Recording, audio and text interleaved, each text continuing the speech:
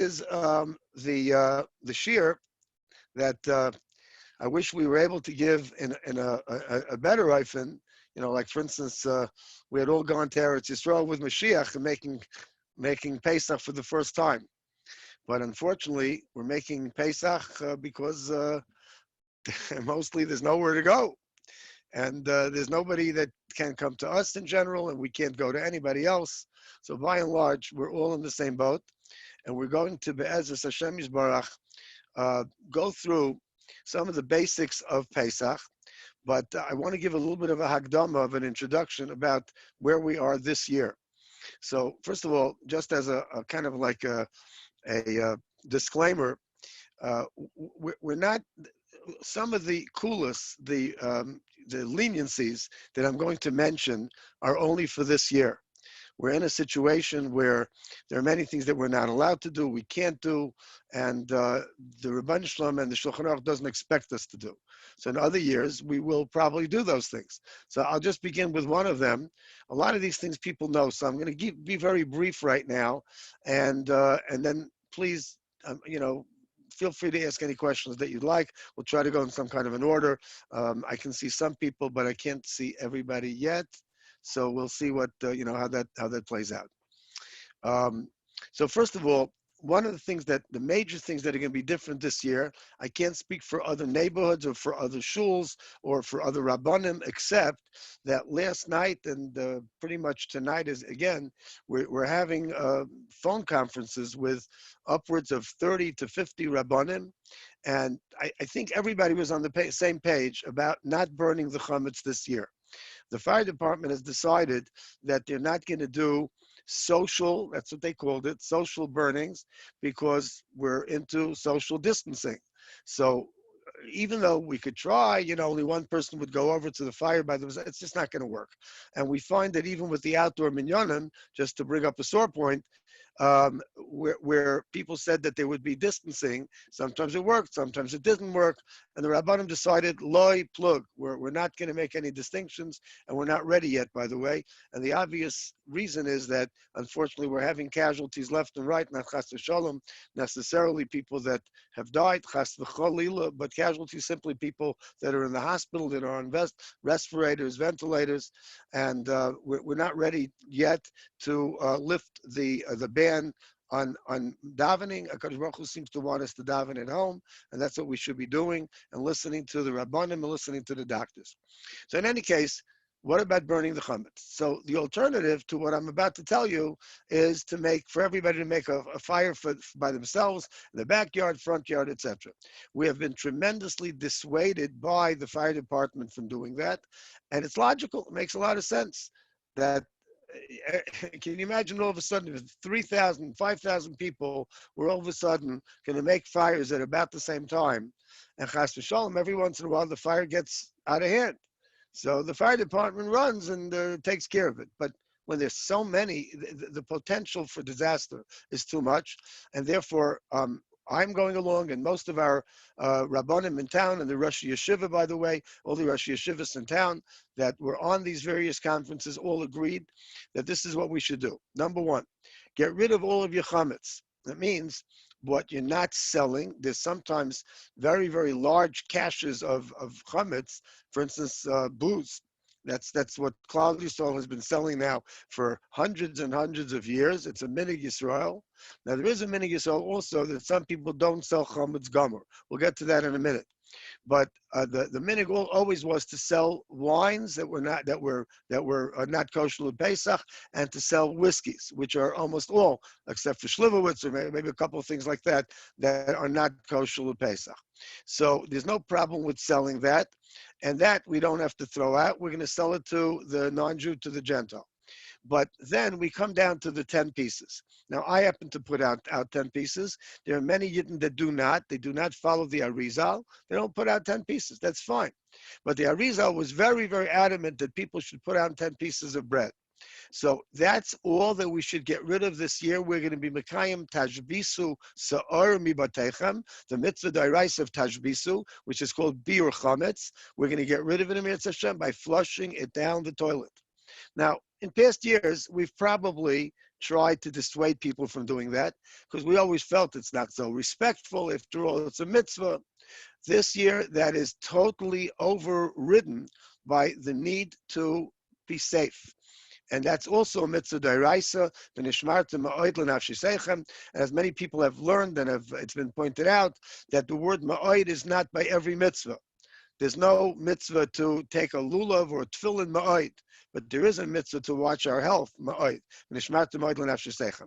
So that's, if anybody is asking me the shilas, that's why we're on this together. My answer is do not burn your Comets, flush it, and as long as it's out of your rishus, that's all that's needed. Okay, so we took care of that, and we took care of the burning of the Hummus, and now let's go to the kitchen and things like that. Here we're also going to be a little bit mekel. There's one of the Hasidic Dayanim that just put something out. You know what? I'm sorry, I've been talking all day, so my voice is going. And make a bracha. Yes, you can answer Amen. Brachatah Adonai Eloheinu melech haolam she'akol neh b'dvarek. Rabbi Shel's on the phone. Kal v'chayim on Zoom. You can answer Amen. So in any case, so for Shchodesh, I'll say l'chaim also. David should help. Everybody should be b'chaim and should have a good life. So one of the things that there is a halacha. Normally, there's a thing called chumrah de Pesach that we're machmir on Pesach, but this year we're being more mekel. So this Hasidic Dayan put out like a one-line guide. You're probably going to click off in a minute because you're going to want to know why I'm going on for longer than the Hasidic Dayan did. But the Hasidic Dayan wrote and sent out, I don't think it was with anything as fancy as what we're doing right now, that you should vacuum whatever's on the floor and don't worry about the rest. Now I'm going to go a little bit further than that, but it's an approach because the halacha is as follows. The only size of anything that we have to worry about is the size of a Cheerio. Let me explain what that means. Manishtana Cheerio, Mikola cereals, right? It's a good child, right? So the answer is a Cheerio is an entity unto itself, and it has the size, not of a kazayas, doesn't have to be a kazayas, of something chashuv. So each Cheerio is a separate entity. Why didn't they take something else? They could have. But the Paiskim, they've written about this for the last 20, 30, maybe 40 years even. I forgot how long Cheerios have been around. So they use Cheerios. That's what we're worried about. Now, many Paiskim this year are saying the only thing we're worried about is a kazayas of chametz. So when you actually gather those pieces, so there are Paiskim that hold that together they should really be the size of a kazayas, which is about an ounce, a little bit more than an ounce, so that we can be mekayim the mitzvah of tashbisu properly. Now, that's not absolutely necessary, and if you can't do it, that's fine. But many Paiskim hold like that. Now, the whole thing about a Cheerio is as follows. If you're going around with the vacuum cleaner or the broom, a little bit old-fashioned, low-tech, and you see something that's the size of a Cheerio, do mop it up or broom it up and put it with the chametz, either to be flushed, if it's something that's small and you think will not stuff up your toilet, because you're not mechuyev to do that, or you'll put it in a garbage bag and you'll throw it out. Now, by the way, about throwing it out, there's a big machlokes. Some hold that you could just put it on your tree lawn and be mafkarit. Being mafkarit this year is very hard. Why? Social distancing, you're supposed to have 3 people to make something hefker. We're not supposed to be near 3 people. So, but if you have a family of 3 people, it's also a shaila, because somehow if you're making something hefker, you got to make it hefker to other people, not to your family. So the shaila is if you can leave it on the tree lawn. We all, let me put it a little bit differently. We do not own our tree lawn, so l'chayr you could put it there. And some Paiskim hold like that. But other Paiskim hold that since we have achrayus, we have responsibility to the tree lawn. So it means, like, for instance, let's say you neglected it and it's growing like, 6 feet tall, you're going to get a citation from the village or the city or wherever you are. So therefore, we shouldn't put it there. Now, where should you put it? So I don't know if you can put it beyond the tree lawn a drop, or maybe you could just make it hefkem and rely upon the other shita that if you just scream out, this is hefker, if anybody's listening, so that's good enough. And I'm willing to rely on that you can just scream out to your neighbors, and maybe somebody will say, it's hefker, thank you very much, I'll take it. Nobody wants it on their face, so believe me, nobody wants our chametz. So therefore it's going to be hefker. And the other eitzah is, which is even if it's on your tree lawn, is that if you spill a little bit of ammonia, not chas v'shalom pneumonia. Let's remember that. Ammonia. We don't want anybody to have pneumonia. Ammonia into the plastic bag so that it makes it not ro'i la'achila. So this is going to be the rule Rabbi said that we're going to talk about for the next couple of minutes. I know we have Rabbi Blumenkrantz's book. I have it also, and I revered him as a Rav. He was a big tzaddik in our neighborhood. But this year, we're not going to go with many of the chumras that are in that book and many other books. We're just going to say that if something is not being ingested, I wrote it, and I believe it may have gone out already. If it didn't go out, it's coming out soon. A bunch of pages of halacha. I think some of you look like you have it. And that is that if something is not being ingested, that for instance, it means it's a salve, or a cream, or an ointment, or something like that, or ladies' cosmetics, generally ladies' cosmetics. So these things, if they're not royal achilas kelev, a dog wouldn't eat it. So then you don't have to worry about it, especially this year we're being makel. But you have to be careful on perfumes in particular because it's a liquid. So would a dog lap it up? So how do you know? You don't know. If you have a dog, you could experiment.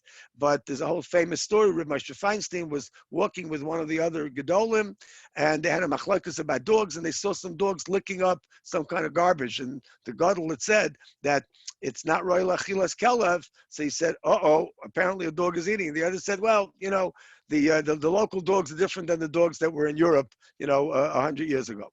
But in any case, there's a thing that you have to look at in the perfumes. Some perfumes, and I sent this out, so I'm not going to give you the whole list right now. If it has in it a real grain, one of the 5 grains, which, you can look it up, it's on my sheets. So one of those 5 grains, like, barley, oats, wheat, etc., those 5 grains, even in perfume, and in anything else for that matter, by the way, is chametz gamor, and you have to get rid of it. Getting rid of it means you can throw it out and put it out, or you can just sell it with the chametz. But selling with the chametz means that, let's say it is a medication of some kind, or it's a perfume, so either put it with the chametz, or you're going to have to close up that cabinet. Now, preparing your home, let's just talk a little bit about what that means. There have to be cabinets that are closed if they contain chametz gamor. We're not so worried about closing up the cabinet that has chametz dishes. Just close it. What's going to be the worst thing? Let's say you'll pull out one of the dishes that's clean. You're not going to be over on Bal Yirah, Bal Yimatzeh, because there's no real chametz gamor on it. What there might be is that, well, you can't use it because last year you had chametz on it, or 5 days ago you had chametz on it. But we're not so worried about closing that up. But the cabinets where you have chametz gamor, and also if you have a refrigerator or a freezer that you're closing up, so then it has to be clear. You have to put some tape over it or some kind of a sign that says chametz so people will not go to it. That has to be done in all homes even this year. Now, as I said, we're not going to worry about moving any kind of furniture or refrigerators or ovens. Some people never do it, and many places hold that you don't have to do it anytime. But this year, Kal V'chomer, we really do not want anybody to strain themselves. And as one of the Chassidish places again said, we want everybody to go into Yom Tov happy with a big smile. Obviously, it's a difficult time to do that, but simcha is a gewaldige midah. And I want to tell you what the Chassidish Sfarim say about it. There's a song. Don't worry, I'm not going to sing. I'm not going to scare you too much. Ki v'simcha seitzeyu v'shalom tuvalun. So the words ki v'simcha seitzeyu, 3 words, means with simcha you can get out of any problem. So we shouldn't lose that midah right now. Okay? So now, vacuum cleaners are a wonderful thing, and the broom is a wonderful thing. But you have to remember as follows. With a mop, I'm not so worried that the mop is going to pick up chametz, although it should be cleaned off anyway. The broom, we should worry a little bit that sometimes some chametz adheres to it. You're brooming up a lot of this chametz. So if possible, do not use that broom on Pesach. Put it away and use something else. Or clean it very, very well with the last chametz use. Then let's talk about children's things like high chairs, etc., etc. I'll tell you a cooler you could probably use all year, but and I don't really know everybody that's on the screen right now. Somehow I'm not getting all the pictures, but whatever it is, you're going to speak up in a few minutes. I'm taking mamish in 3 minutes. Believe that I'm going to take. I think I'm supposed to be giving another shiur at 8:15. I think I'm doing Haggadah, so I have time. But I just want to mention that. Just as one of the coolest that for sure we're going to do this year is that if you have little babies or even children that eat in a high chair, do not worry about, I don't know what, pouring hot water on it or something like that. We never, I hope, otherwise the Child Protective Society is going to come get you. We never give children anything that's yatsa lettuce by definition. So even if there's chametz, it doesn't need to be kashrut. All it needs to be is to be cleaned off. So on the other hand, if there's a lot of sticky, gooey stuff, clean it off, and then the baby can eat at that thing, wash it off, wipe it off with something like that's wet, maybe even with a little bit of hot water, but you don't have to kasher it at all, certainly not this year. And when it comes to kashering and the ovens, I've sent this out several times already. So, but I'm going to leave it for the questions. I don't want to talk about kashering, and then everybody knows what they're doing, without me. So I'm going to leave it alone for a moment. When it comes to toiveling, also there are two shittas right now amongst the rabbanim. One set, a very strong set of rabbanim, holds that you should not use the kelim mikvahs because they're not safe. The other set, and I'm with those because I spoke to some doctors that said that if the water was chlorinated, and at the moment all of our kelim mikvahs were chlorinated, every one of them. So therefore, this is the procedure. If you want to use it, please, by all means, use it, but wash your hands before you go there and put on gloves. Now, wash your hands because we don't want you, any of us, to infect the water. If somebody is or is not, none of us know what we have right now. We've all been exposed. So, but wear gloves. Try not to touch any of the surfaces around the kelim mikvahs, because that's where the coronavirus might be sitting and percolating and ready to infect us. The water, on the other hand, the doctors tell me, and I've heard this now from several doctors and with many rabbanim. Again, some of the rabbanim are very, very careful. They don't want anybody to get hurt. We all don't want people to get hurt. But if you're just dipping your hands into the water and toiveling some dishes, some flatware, etc., it's, I think, okay. Bais Hashem Yisbarach, because Baruch Hu will protect us. Or you can go to the ocean. Now, going to the ocean, there are various options. Anybody can call me. I might have some specifics for you, or maybe some of you that are about to speak or ask questions. I know some people here may have something to say about it, but the bays are good. The ocean is good. You have to be careful if there's any lake that you have access to. It might be a man-made lake, and I know at least one person in town that has a man-made lake that's not good for toiveling dishes. But for instance, where I live, right past, on the other side of the peninsula, when you go past Halb on the right-hand side, so that spot where many people say Tashlich, that's a good water source, and you can toivel dishes over there. Okay, I said I was going to stop, and I'm going to take questions. There may be some other things I'm going to want to say if I have enough time, but I'd rather hear your questions than hear me talk. Okay, I see a lot of people. Somebody speak up, and then we'll go to somebody else. Rabbi Feitman, it's a personal matter. I hear you. Quick question for the Rav: If you have open bag Comets or something that's open, does it make a difference for mechiras chametz? Could you put away, let's say, a half open bag of I don't know, I'll give you an example, rice or something. I mean, rice is kidneys, but something more chametz, pretzels or something like that. Right. So this year for sure, everybody, I shouldn't speak for everybody, but I'm being makel if I'm selling your chametz, that I will sell open bags. There are always people that are willing to buy something like that. So it's a commodity on the market, and it's sellable, fungible. It's everythingable. So you can sell it. The same kula goes, by the way, the opposite, because it's so hard to get rid of things now. We're not going anywhere with if you have chametz gamur. I usually try to dissuade people from selling breads, etc. But some people have a lot of that in the fridge or in the freezer. So as much as can be eaten between now and Erev Pesach. By the way, Erev Pesach, of course, there's a Zman. It's about like 10 something, 10 o'clock in the morning. So be very careful. Don't go into Erev Pesach with this. But try to eat up as much as possible. And then you can even sell chametz gomer. So you can sell chametz gomer and things that were opened. Thank you. Somebody else? I think Sachi. I thought you. Hi, how are you? It's Sachi. Are you asking? Yes, What? it's me. I had a question for you. Okay, please go ahead.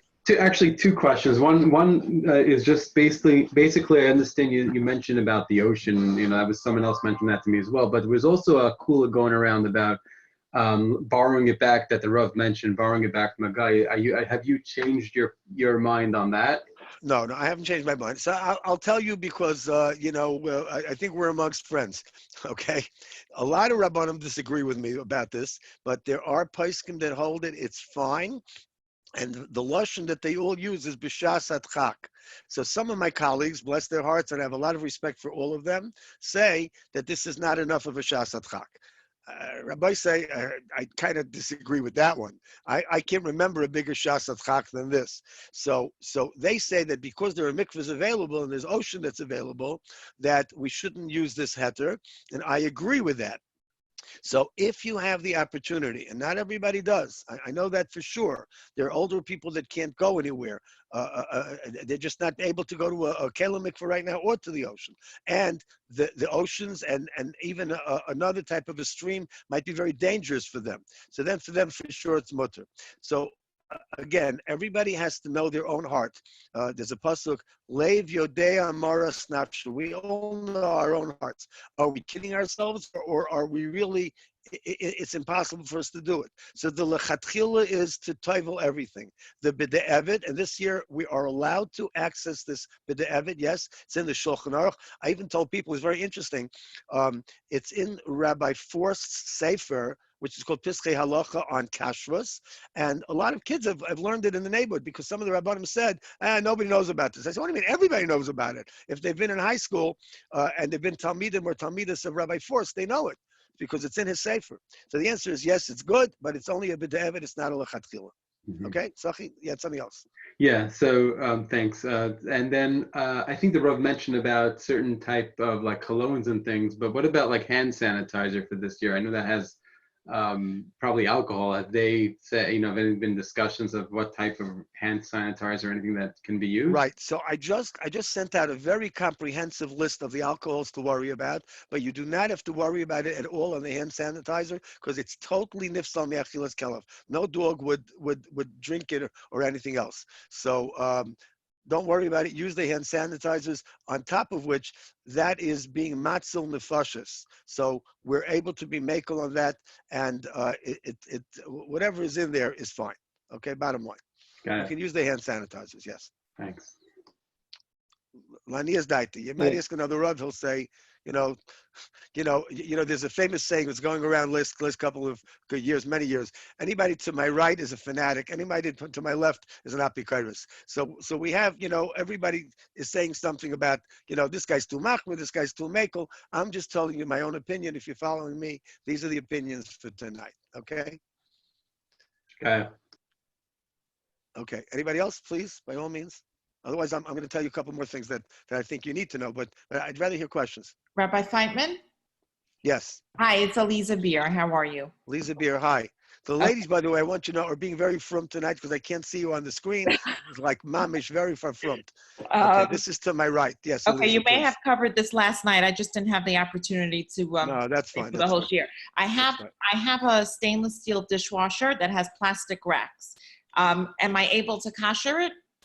Because I don't think I'm going to be able to get new racks before Pesach. So the answer is generally no, and I would urge people to try to just wash dishes by hand if they have that situation. Let me tell you why for a minute, and then I'll tell you what you can do. B'shas atcha gado.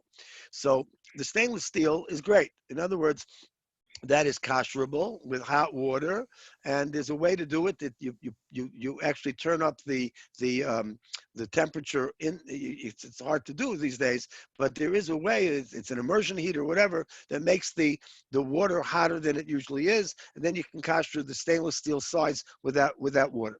You can't really kasher the racks, and that's why I urge everybody when they're buying a new any kind of a new dishwasher to buy racks at that time, because if you buy racks later, they become much more expensive.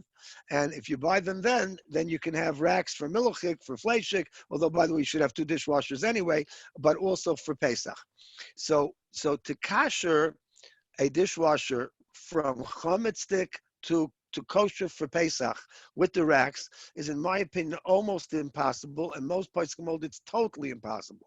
So I once heard from one of the great poskim, and I don't want to say his name right now because he's not so happy even with his own psak, so he says, don't say my name publicly, but I know that he said it, that in a very shasat chak situation, I'll tell you where that usually is, in nursing homes, for instance, or in a home right now where there would be only old people and nobody young enough that can wash the dishes. So there's a heter to do hagola 3 times. In other words, kashering the whole dishwasher, running it totally empty 3 times after it's been completely cleaned. I don't recommend that for any family where there are, Baruch Hashem, able-bodied people. And Mirz Hashem, everybody will get another dishwasher for the future. We won't have to worry about it. Okay, Aliza? Yeah, thank you. One more question. Okay. Yes, I never made Pesach at home before. That's why I'm sorry. So I okay, ordered please. new grates. Most of us are in the same boat. That's why we're here tonight. So I ordered new grates for my stovetop, and I also ordered new burner caps. Do I still have to run the burners to burn it out, or no? Or just no, you don't. But I'll tell you what the only issue is. The stovetop has between the burners. So some of the stovetops are metal, some of them are enamel. So the enamel can't be kashered at all. There's no point in kashering it. You have to cover it with aluminum foil or something like that. But how do we kasher the metal? So when we kasher the burners, so we put a blech over it, and the blech spreads the fire from the burners onto the intermediate part. So you technically don't have to kasher your burners. They're fine. The grates we're talking about, right? The grates. I have grates, and I'm getting. What about the middle? What about the middle part? So how's that going to get kosher? So I would suggest either do the usual koshering anyway, put a blech over the burners when they're high for just about 10, 15 minutes. I think mine is enamel, the top. Oh, so then just cover it. So just cover it with foil? Cover it with foil, and the burners, you don't have to do anything. I'm sorry, the grates, you don't have to do anything with it all. Okay. All right. Thank you. Yes, good. Thank you so much. Okay. Anybody else? Yes, I have a question regarding Hagala. Okay, Dr. Yochanan Waxpress. Yes. I don't know if the Rav went over the process of Hagala, or do you have to use a Pesach pot? Right. So let me go over Hagala. There's 2 types of Hagala. Hagala, where you're kashering something in a pot. So either you use a Pesach pot, or you can use a chametz stick, a clean pot that has not been used for 24 hours. The preference is for a Pesach pot. The only thing is that the Pesach pot will become un-Pesach. So then you're going to have to kasher that pot, which I'll tell you how to do in a moment. So anyway, let's assume that you have the right pot. You bring it to a boil, and it has to be bubbling. It's called in halacha male ababuos. You have to see bubbling. And then you start throwing things in. So let's say it's a becher, a kos, flatware, spoons, knives, all that kind of stuff. So you can't put it in together like 2 or 3 pieces together, because then the water might not get to everything. Throw them in one at a time. Now, what's going to happen if you're doing a lot is that the water is going to stop boiling. At that point, you should fish everything out, please, with tongs. I say this because one of my worst episodes in Rabbanus, I hope it wasn't my fault, I was telling somebody on the phone how to kasher, and all of a sudden she screamed and dropped the phone. The next day I heard she was in the ER. So she really did not follow my instructions, but nevertheless, I've been rendered paranoid ever since. I mean, that was my own, little, moment of trauma. So anyway, be very, very careful. I say this to everybody, either when you're toiveling or when you're kashering. And by the way, if you're doing both kashering and toivel, kasher first and then toivel, okay? Now that's unusual. That would be like something came dirty and you have to kasher it, and then you have to title it because it belonged to a guy. But in any case, so now what happened is that you fished everything out, bring it to a boil again. You don't have to change the water. Bring it to a boil again, and then start throwing in more. Everything that comes out of the pot that was kashered has to be run under cold water. Now that's not some kind of a Hasidic minig or something. It's to wash away the chametz. There are little particles of chametz, sometimes not so little, that come out of the pores of the pot or of the silver, and they have to be washed away. Okay, that's one. There's another type of kashering, which I've been telling many people to do, which is, for instance, let's say you have a block of granite and you've been using it all year for chametz. So you can kasher it with boiling hot water. That's called irui kli rishon. It's good to know. It's when you're pouring from a first vessel. That was a vessel that was on the fire. It bubbled, amala babuos, and it came to a boil. And then you're going to take it. It's very messy. It's not dangerous. We got to be very careful, and be very, very careful to put around it towels or something so you don't ruin your floor. And then you'll pour all over it the hot water. But then you got to pour cold water, or if you have a spigot or one of those hoses, and you can just spritz cold water over the whole thing, and then it is magically kashered. Okay, Yogi, anything else about kashering? Yeah. So let's say you're buying a Hagala pot, just exclusively for a Hagala. It's Right. not Chametz, not Pesach. So do you have to? You're not going to use it. Can you do that? Can you? Yeah, sure. That's great. That's great. You're not going to use it for Pesach at all. So then you can use it and reuse it many, many times. Doesn't matter how many times. And then you just make sure you put it with the chametz the Kehillas. Oh, put away with the chametz. Yeah, it's got to be put away because it was rendered chametz. So in the It case can be of this, kashered. By the way, in case you want to kasher that pot, let me just tell you how to do it. Everybody knows about this stone or thing that you're going to throw in. So the only reason you need something to overflow with a hot stone or a hot brick or a hot wrench. And by the way, everybody tells me I'm behind the times, especially my Rebbitzin. I told her, what do you mean? I'm right up in the 20th century, I told her. I don't understand what the problem was. But anyway, so you have to take many ovens have on top a little round, I'm showing you, it's a little round metal thing that is on many stovetops, and it gets very hot. Now, don't forget, don't pick up anything like this, chas v'shalom. Do it with tongs. But then, once you want to now kasher that pot that you kashered in. Now, Yogi's got a pot. It's going to be a chametz pot, but he doesn't care. But let's say somebody wants the pot that you kashered in to be used for Pesach, and you took it with your best Pesach pot. What do? So you get one of these things hot by letting it sit in a fire. Then you take it with the tongs, and when the water is boiling, mamish at the top, boiling, throw it in, and it's going to overflow. It's very messy, but it's going to overflow. That kashers the pot, and you're done. Okay. when the Rav said you rinse the silverware out on the cold water because there might be chametz particles on it. Could you rinse it in your Pesach sink?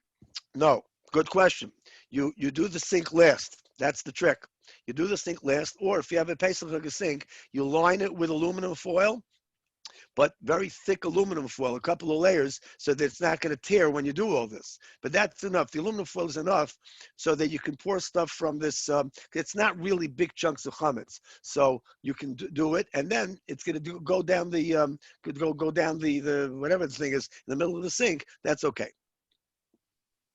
That's fine. But you don't want to reinfect, so to speak, re-chametzize your sink. So either do all your kashering and then do your sink last, or you can end up doing the sink over, or put down the heavy duty aluminum foil. I just found out you can still order it. I don't know, everybody knows where to order these things. Amazon will deliver in time, I believe, and you can get the heavy duty stuff. But don't get the very, very flimsy aluminum foil. It doesn't do anything at all. Can I go back to the kashering of the stove for a minute? Yes, with David Nyman, please. The Rav said you put a blech on it. Right. Chametz or Pesach? Yes, you can use a chametz blech. It's not a problem. Not a problem. Okay. Yes, chametz blech is fine.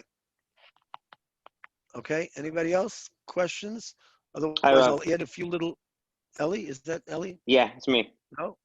How's everything? Okay, you're coming across a little bit shikker sounding. I'm sorry. No, Maybe you drank up the Schliverwitz already. I don't know. not yet, not Okay. yet. How about Not now? so Is it better clear. now? Is it better now? Just a drop.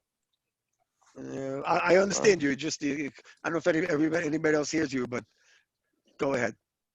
Try now. Can you hear me now? Yeah, I hear you. Go ahead. Question. Okay. Much better. So, Much better. quick question. As far as the placing the hummus stuff away over Pesach, if you put it in boxes, can you place it like in a corner in the garage, or it has to be in a cabinet, like put away somewhere in a closed cabinet? But you're going to be going into the garage? Yeah, if you put it like in a corner in boxes, Right. is that okay? So you have to put it in a closed corner, cabinet. and on your star, on your document where you're selling the chametz, indicate which corner it is, northwest, southwest, whatever it is. And also, theoretically, if the guy would want to come into your garage, he would have to be able to recognize where his chametz is. So mark it or put a rope around it or some yellow tape or something, something like that. So it's clear that that's the chametz. Then it's fine. Yes. Okay. And then the Rabbi mentioned earlier about having items that are kept like in the freezer, like bread. So if you keep item in the freezer, you can have a special sectioned off place for chametz in the freezer if that's closed off. It's not so good. It has to be a separate freezer. It's not so good. Also, Okay. I'll tell you, we talk about lechatchila and b'de'evid. It's a big b'de'evid because the halacha is that it has to be a makom mesuyim, has to be an actual place that you can identify. That's what I said about the garage. So in the garage, the big thing, so you can say that corner. But usually a freezer, that's the chametzdika freezer. The fridge, that's the chametzdika fridge. We try not to go by one shelf at a time. Not really done. Right. Even this year. And is it possible to kosher a barbecue grill? So barbecue grill theoretically can be kosher, but you have to take the racks out and put in new racks, if those that have racks, and take out the what are they called, the charcoals, right? Take them out, yeah. And then you have to really run the barbecue now before Pesach, but not erev Pesach, for about as long as you ever run it, so that anything that's in there has been nuked completely. And then you're okay. You can put in other racks. You probably can't kosher the racks. You have to then put everything in. There are, if you look at some of the books, I think Rabbi Blumenkrantz and others, some of them say that you can't even kosher a grill at all. But the truth is you can if you do it like this, with the top closed, obviously. Okay. Okay. All right. Perfect. Anybody else? All right, Questions? Rabbi, You're welcome. Yes. Shiur White's here. How are you, Rabbi? Oh, hi. She again. And on the subject of what Eli was saying as far as chametz, typically in the past I'm noyeg not to sell any what we refer to as echt chametz. Right. The only thing I sell that's chametz is whiskey and kalim. Right. Things like cereals, etc. we don't sell. Is there any kind of heter this year to be allowed to do that if I normally don't, considering we don't know what's going to be after Pesach as far as being able to purchase more potentially? Right. I mentioned this before. I think probably you didn't hear. So I mentioned this before. From my perspective, yes, even people that are normally makbid not to sell chametz gomer, you can sell chametz gomer this year because of the whole corona situation. Yes. So there is a heter. Do I have to be mater neder? Do I have to do anything? No, specific? no, because the neder was never made thinking about corona. None of us, chas v'shalom, ever thought about such a thing. Okay. Also, and we hopefully will never have to again. Okay, amen. On another similar subject that was being discussed earlier, to kosher my countertops, stone countertops, granite, am I allowed to use an urn that I use for chametz to boil up the hot water, or is the urn that's used have to be specifically for Pesach? No, as long as it's basically clean. I mean, if you ever dropped any other liquid in it besides water, you have to know if it was a chametz liquid. Most people don't. So you can use it, but I'll be very honest with you. In an urn, you have to watch when it says boil, pick up the top and make sure that it's actually boiling, not just that the light is on. Because like I said, it has to be mala babuas, it has to be bubbling. In the urns, they're not always bubbling. You can see it better in a pot. But otherwise, you can use an urn for sure. Okay. Very okay. Good. Yeah. Rabbi Feitman? Yes. I've actually had more than one person ask me this in the past week or so. If one has meat in his freezer that was, I guess, processed in the store before the kosher of Pesach time frame, and it's not labeled kosher of Pesach. I've been asked, I think, 2 or 3 times, can't we just rinse it off and use it on Pesach? What is it about the meat that's chametz? Right. So the truth is like this. Honestly, I have spoken to the people from Gourmet Glatt and other places many, many times, and they all claim that the only reason that they don't want to call it Pesach is because they're not careful all year. So theoretically, we could always wash off the meat, but there is a problem sometimes, and they admit that, the handlers of these things, they're just not careful all year long. They could have greasy hands. I mean, I hate to say it, but they could have greasy hands, and they were handling meat, and in some cases even other things, and there was some belia absorption. So I don't recommend it, but it's a big shas atchak. So let's add this to our shas atchaks. If somebody could not go shopping, could not obtain meat, about a week ago there was a tremendous shortage on chickens, so then I would be matir, yes, because probably at the very least it would be batel b'roif before Pesach. By the way, a quick rule. There is no bittul of chametz on Pesach. Everything that's batel is before Pesach. So if you're going to do this with the meat or something like that, don't go buying meat now that is not kosher. Don't go buying meat on Chol HaMoed. That you can't do. If you bought meat now and it turned out it wasn't from the kosher Pesach stock, b'shas atchak, yes, b'shas atchak, you could rely on it.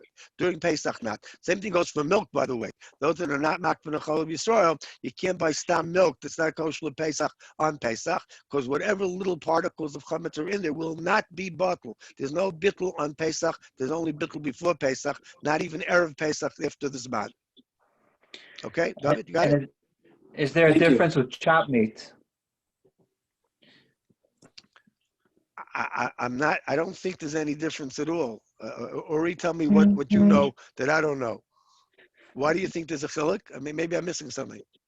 I heard Rabbi Elephant on the radio last Mitzvah Shabbos. He was saying that according to the OU's position, that you can buy meat, but it can't be chopped meat and it can't be anything pickled, obviously. Oh, so chopped meat. He's saying, I see. He's saying chopped meat is worse. In other words, you could buy other meats, but not chopped meat. Right. Yeah, that makes a certain amount of sense. Yeah. Right. So I was going to say, not only this year, but every year, there tend to be tremendous machlokes between all the very good hachsherim about these kind of things. So the OU says that you can buy regular meat, and it doesn't have to be kosher Pesach. The Chassidish Poskim hold totally not like that, and I believe the Star K also holds not like that. If I'm not mistaken, somebody correct me if I'm wrong, because I haven't memorized all the booklets, and Rabbi Blumenkrantz's Psak was also against it. So again, to say that you're going to go with a b'de'evid from the OU, that's not bad. It's not bad. Nothing. I love my friend Rabbi Ganak and all the poskim from the OU. Over here, I think that Pesach we try to be a little bit better, even this year.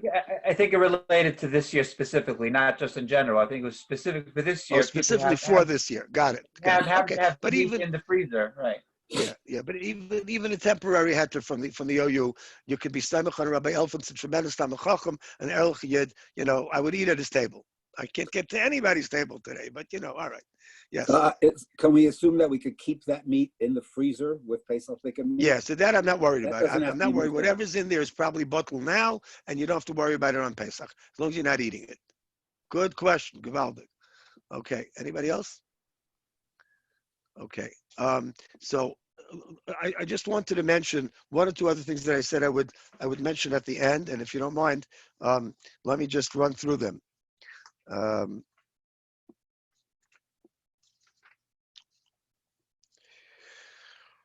So one of the things that we should be makpid on this year is toiloim. So, for instance, the bedikas toiloim, if you're using romaine lettuce, and some places can hold even iceberg lettuce, you got to be very careful. These things are sometimes infested, and that's not one of the coolest that we're going to give in for in Tafshin Pei just because of Corona. Corona is a very big matir, unfortunately, but not on bugs. Bugs can be up to 9 lavim, Gemara and Makis, and we want to be very careful. So if you're getting, like for instance, from Bodek or something like that, it's fine. But if you're getting stam and you have to check it, leave enough time to check for the bugs, because my Rebbe the Tenkeruv used to tell us that if you don't check for bugs, you have to make a brucha. Baruch atah Hashem, Elokeinu melech haolam, ba'irei minei tailuim. So we don't want to have to make that bracha. One or two more things. I am being makel on many things this year. I'm trying to tell you things that we're not. The microwave, yes, the microwave. So to kasher a microwave, you do have to wait 24 hours, but you can never kasher a microwave, even this year, that you used to cook in. That means for more than about almost an hour, 45 minutes. The only microwaves that are kasherable are those that we use to heat up stuff. So even if you use it to heat up pizza and very like bread, you want your bread to be hot, no problem. So you can kasher it, but you have to clean it, leave it for 24 hours, boil up water. Now, how are you going to do that? Either in a glass kli, or in styrofoam, or in anything else that you're allowed to put into a microwave. And then here there's many different shitas. I have experimented with this. In my opinion, the walls do not get hot, and they do have to get at least somewhat hot in under 15 minutes. I recommend about 20 minutes, but b'shas atchak like this year, 15 minutes to kasher the microwave. Okay? Just one or two other things for everybody that's making Pesach. Yes, I'm sorry? Hi, it's Jamie. Jamie. Hi. 15 minutes on. Keep the microwave on for 15 minutes with the water? 15 minutes where after the water has boiled already and you're getting steam, 15 minutes of steam. Thank you for clarifying that. That's very important. 15 minutes of steam. For this year, for anybody that chas v'shalom either tested positive or Bichlal has any symptoms, chas v'shalom, or Bichlal is under the weather. So I really recommend grape juice and not wine. The whole wine situation can be very difficult for somebody that's ill, and there's nothing wrong with grape juice. There were many Gedolei Yisrael that drank grape juice, lichatchila, and it's a bar pri hagafen, and there's really no problem. Another thing for those that, for the end of Pesach, who are saying Yizkar, there is no shaila that Yizkar can be said alone. A lot of people get very nervous with Yizkar. They think that they need a minyan. It's not true. You can say Yizkar by yourself. You can say Yizkar and a Kel Mole by yourself. There's no problem at all. Now, maybe Halavai, maybe she should help us. By then we will be in the shuls and we'll be davening. We'll be singing together. Verves, who knows? But I did want to mention that, and I forgot to send it out. I may send it out with one of the other things that are coming out in the future. If anybody has problems with gluten, please call me separately, because there's all sorts of issues with gluten, and we are being much more makel in many ways with gluten problems this year, because it's very hard to get the matzah that is gluten. Well, the matzah that is for people that have allergies. So we'll leave that alone for a moment. Rabbi Feitman? Yes. May I ask a question? Yeah, sure. Go right ahead, please.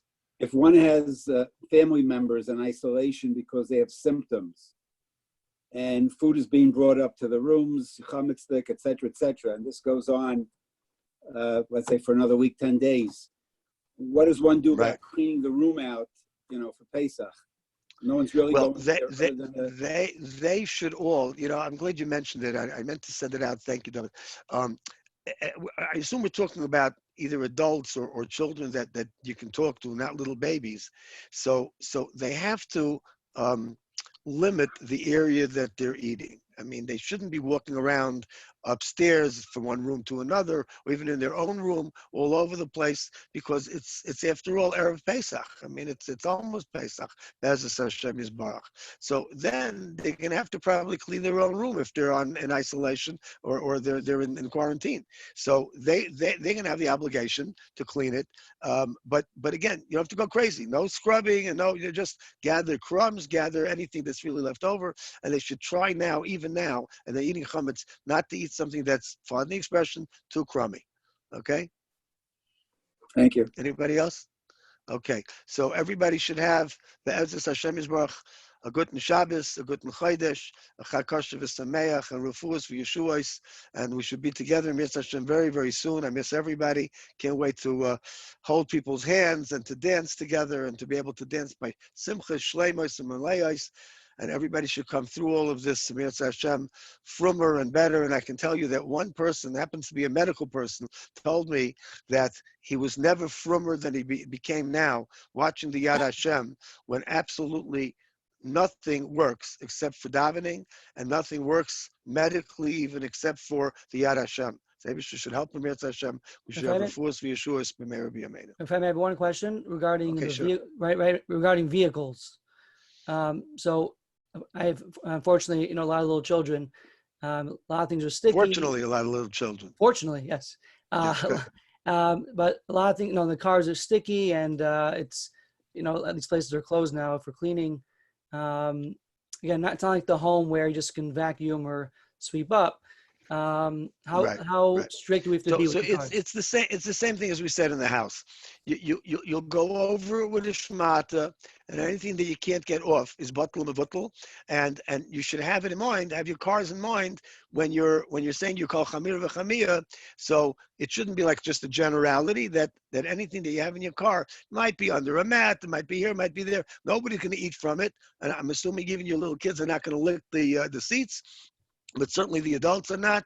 So it's batul and mevutul. Don't worry about it. But do your best. Do your best. Don't go crazy, please. Okay. This is not the year to go crazy about these things. Thank you.